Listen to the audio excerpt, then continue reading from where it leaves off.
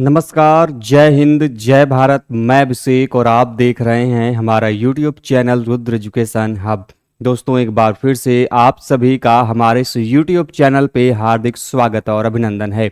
दोस्तों, आज के सेशन में, आज के इस वीडियो में हम आपसे बात करने वाले हैं हिस्ट्री एंड आर्कियोलॉजी के एक बड़े ही इंपॉर्टेंट टॉपिक, प्राचीन भारत के कुछ महत्वपूर्ण मृदभांडों के बारे में। जी हाँ दोस्तों, जैसा कि आप सभी जानते हैं, इस सीरीज में दोस्तों जो कि प्राचीन भारत के जितने भी महत्वपूर्ण पॉटरीज हैं, मृदभांड हैं, उनके बारे में दोस्तों हम सभी ने डिस्कशन स्टार्ट किया था, जिसमें दोस्तों हम सभी ने एनबीपीडब्ल्यू हो गया, पीजीडब्ल्यू हो गया, बीआरडब्ल्यू हो गया, ऐसे मृदभांडों की जो चर्चा है दोस्तों ऑलरेडी कर चुके हैं। और आज के इस सेशन में दोस्तों हम आपसे बात करने वाले हैं एक बड़े ही महत्वपूर्ण मृदभांड, जिसका नाम है दोस्तों ओसीपी, जिसे हम हिंदी में कहते हैं गैरिक या फिर गेरुवर्णी या फिर कपिस मृदभांड के रूप में जानते हैं। अब ये जो ऑकर कलर पॉटरी है, जिसे हम ओसीपी कहते हैं, ये प्राचीन काल के एक महत्वपूर्ण काल का प्रतिनिधित्व करता है। अब इसकी क्या कुछ विशेषता है, कहां से पाया गया, इनके बारे में क्या कुछ अपने प्रमाण देखने को मिलते हैं, कौन कौन से ऐसे पुरास्थल जहां से मिले हैं, इन सभी चीजों को दोस्तों आज के सेगमेंट में, आज के इस वीडियो में हम आपसे डिस्कशन करेंगे। तो इसके पहले कि दोस्तों आज के सेशन की हम शुरुआत करें, जल्दी से दोस्तों आप सभी जुड़ जाइए। साथ ही दोस्तों चैनल पर नए हैं, चैनल को सब्सक्राइब करने के साथ ही बेल आइकन को जरूर से प्रेस करें, जिससे कि दोस्तों आप सभी के पास हिस्ट्री और आर्कियोलॉजी से संबंधित हर एक प्रकार की कंटेंट सीधा आप सभी तक पहुंचती रहे। साथ में दोस्तों मैं आपको यह भी बता दें, जैसा कि आप सभी जानते हैं, चैनल के माध्यम से दोस्तों लगातार archaeology UGC net, history UGC net और साथ ही साथ दोस्तों यदि आप CUET PG, ancient Indian history, culture and archaeology और साथ में दोस्तों सीयूईटी पीजी हिस्ट्री की प्रिपरेशन दोस्तों करना चाहते हैं, तो आप हमारे चैनल को जरूर देखें। आपको लगातार इन सभी कोर्सेज से संबंधित दोस्तों जो कंटेंट है आप सभी तक पहुंचता रहेगा, मिलता रहेगा। इससे बेहतरीन कंटेंट दोस्तों archaeology, ancient Indian history, culture, archaeology, history से संबंधित कंटेंट आपको और कहीं देखने को नहीं मिलेगा। साथ में दोस्तों हमारे चैनल के माध्यम से कई सारे इस बार जो मल्टीपल कोर्सेज हैं वो जुलाई में दोस्तों स्टार्ट होने जा रहे हैं, जिसमें हम कोशिश करने वाले दोस्तों बीए की, एलएलबी की, साथ में दोस्तों आपके बीएससी के, आपके जो बायोलॉजी है, मैथ्स ग्रुप है दोस्तों, उसकी भी प्रिपरेशन है वो स्टार्ट कराने जा रहे हैं। तो यदि आप में से कोई ऐसा स्टूडेंट है जो कि दोस्तों इन सब्जेक्ट से कल को एग्जाम देने वाला है, आपके कोई परिचित है, तो आप उन्हें जरूर रिकमेंड करें। और चैनल के माध्यम से दोस्तों लगातार इन सभी जो कंटेंट है आपको जुलाई से मिलने भी स्टार्ट हो जाएंगे। खैर, हम यहां पे बात कर रहे हैं गैरिक मृदभांडों की, कपिस मृदभांडों की। अब आप सभी जानते दोस्तों, आप सभी ने काल का नाम सुना होगा और उस काल का नाम है ताम्रनिधि काल। आपने नाम सुना होगा कॉपर होड पीरियड की। अब हम इसकी बात इस को डिस्कस करने से पहले इसलिए कर रहे हैं क्योंकि यदि आपने ताम्रनिधि काल को नहीं समझा और आप सीधे ओसीपी पे चले आए तो थोड़ा सा हो सकता है कंफ्यूजन आपको क्रिएट हो।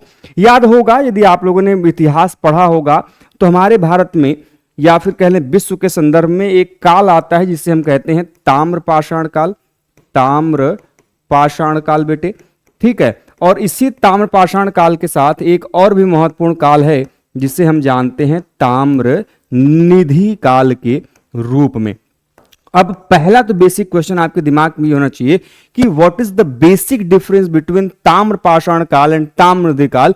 ताम्रपाषाण काल को बेटे हम जानते हैं चालकोलिथिक पीरियड के रूप में, और जो ताम्रनिधि काल है ये जाना जाता है कॉपर होड पीरियड के रूप में। अब यहां पे समझिएगा कि जो ताम्रपाषाण काल है, यह ताम्रपाषाण काल उस काल को कहा जाता है जहां पे हमें ताम्र मतलब तांबे का, पाषाण मतलब पत्थर के, दोनों के बने हुए उपकरण जो एक साथ प्रचलन में दिखाई देते हैं, उनका उपयोग या प्रमाण दिखाई देता है, वो काल ताम्रपाषाण काल कहा जाता है। तो फिर ये ताम्रनिधि काल क्या है? ध्यान रखिएगा, जैसे आपने क्या किया कि अब वर्तमान समय में आपके पास जब धन संपदा ज्यादा होती है तो आप उसको लॉकर में रखते हो, बैंक में रखते हो, उसको छुपा के रखते हो। लेकिन प्राचीन काल में जब किसी के पास धन संपदा ज्यादा होती थी तो वो जमीनों के अंदर जो है उसको एक खजाने के रूप में जो है छुपा के रखते थे।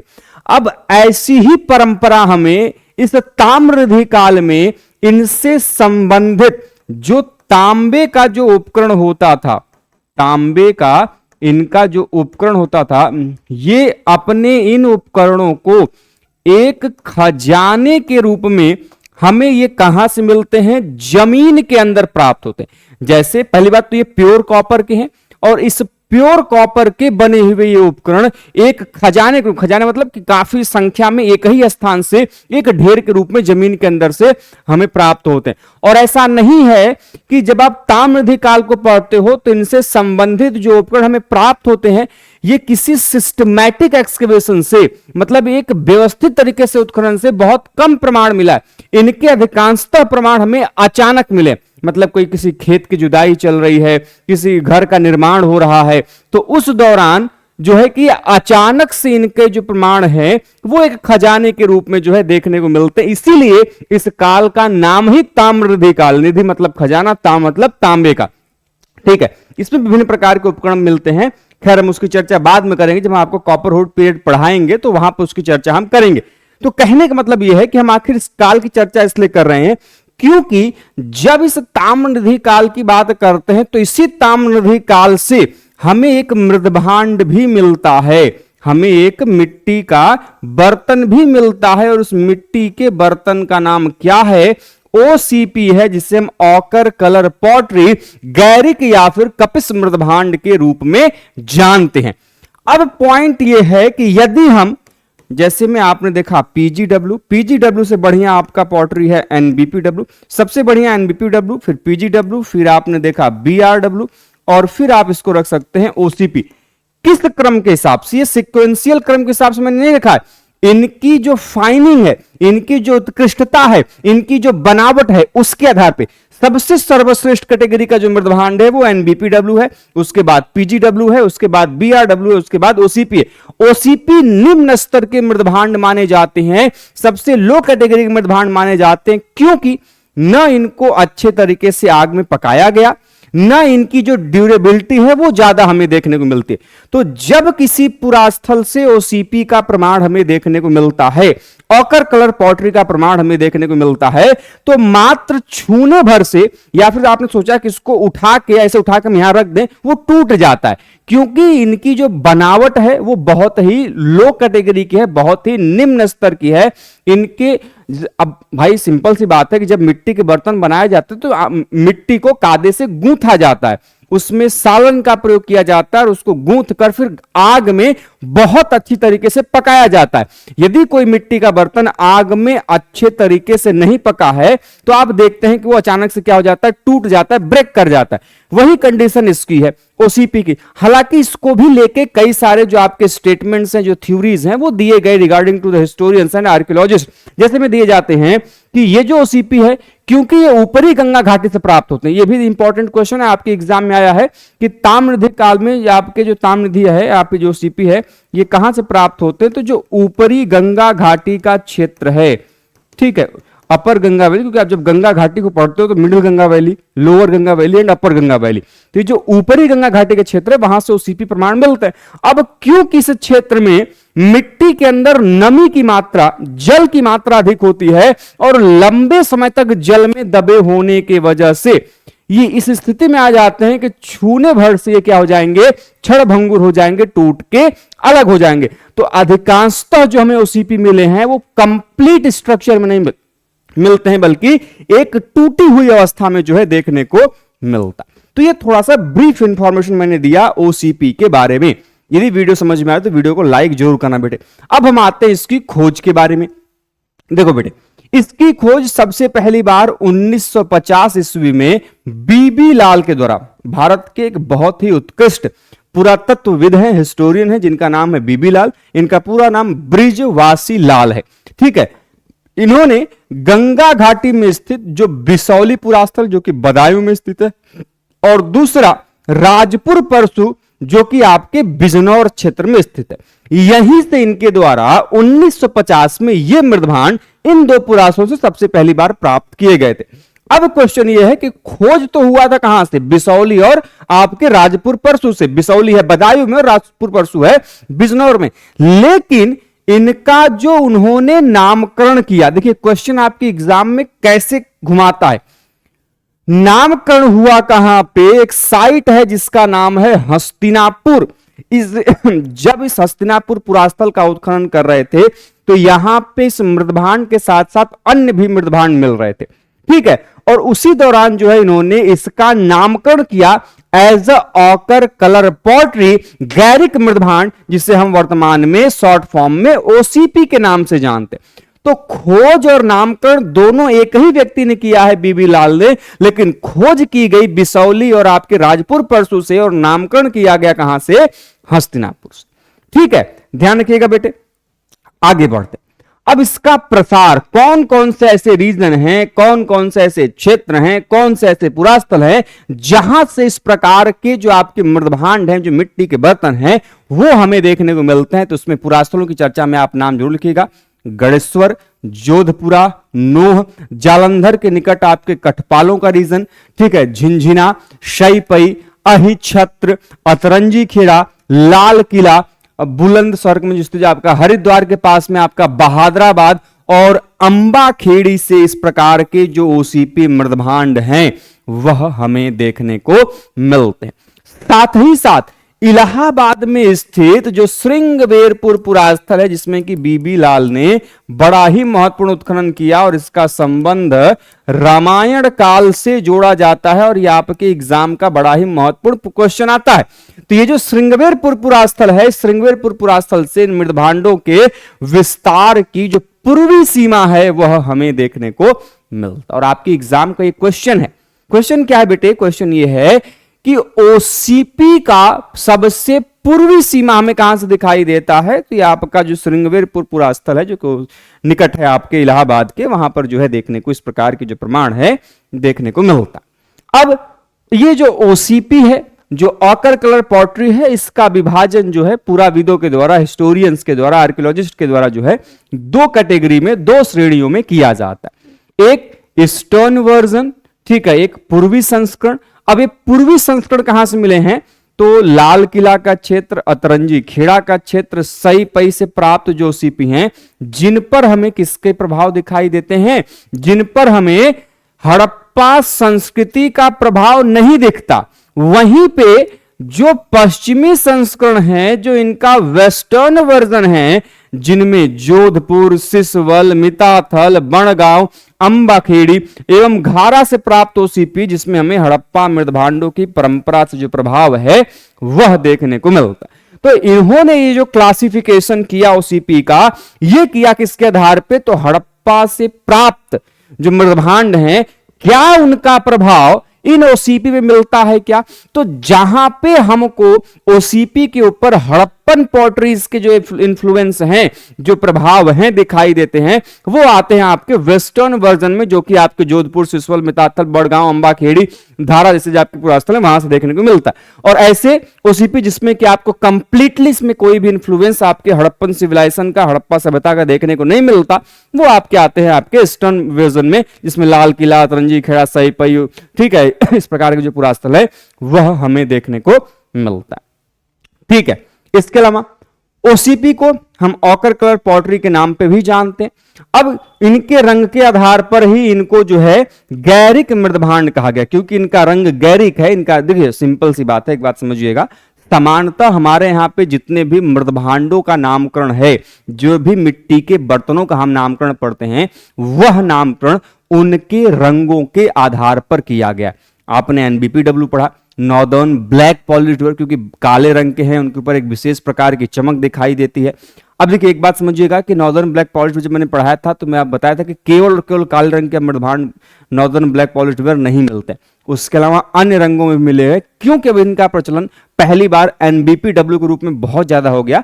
फिर वर्तमान समय में भी हम उसी परंपरा को लेकर निर्वहन कर रहे हैं, लेकिन ऐसा नहीं है कि केवल काले रंग के मृदभांड ही हमें वहां पर देखने को मिलता है। अब आपने पीजीडब्ल्यू कहा, क्योंकि ग्रे वेयर है, धूसर रंग का है और उस पर पेंटिंग दिखाई देती है, उससे हम लोग उसको पेंटेड ग्रे वेयर कहते हैं। तो कहने का मतलब यह है कि हमारे यहाँ पे जितने भी मृदभांड मिट्टी के बर्तन मिलते हैं, उनका नामकरण उनके रंगों के आधार पर करने की जो परंपरा है वह देखने को मिलती है। और उसी परंपरा का निर्वहन करते हुए इस मृदभांड का नाम गैरिक मृदभांड पड़ा, क्योंकि इसका जो रंग है वो ऑकर कलर का, गैरिक रंग का दिखाई देता है। यह मृदभांड लाल रंग से अनुलेपित भांड है, मतलब कि बर्तन है, जिन पर मुख्यतः हमें काले रंग की जो कलाकृतियां हैं, जो आपके फिगर्स हैं, वह देखने को मिलते हैं। और यह मुख्यतः हमें कलश की शक्लों में यह जो है देखने को मिलता है। ठीक है, अर्थात ये जो मृदभांड है वो मुख्यतः लाल रंग का, उस पर जो अनुलेपन है वो दिखाई देता है और उसके ऊपर जो है काले रंग की जो आकृतियां हैं, जो डिजाइन्स हैं, वो देखने को मिलती है। अब यहाँ पे दो बड़े इंपॉर्टेंट पुरास्थल अतरंजी खेड़ा और लाल किला एक ऐसे पुरास्थल है जहां से ओसीपी मृदभांडों की लाल सतह पर हमें काले रंग से चित्रण किया गया।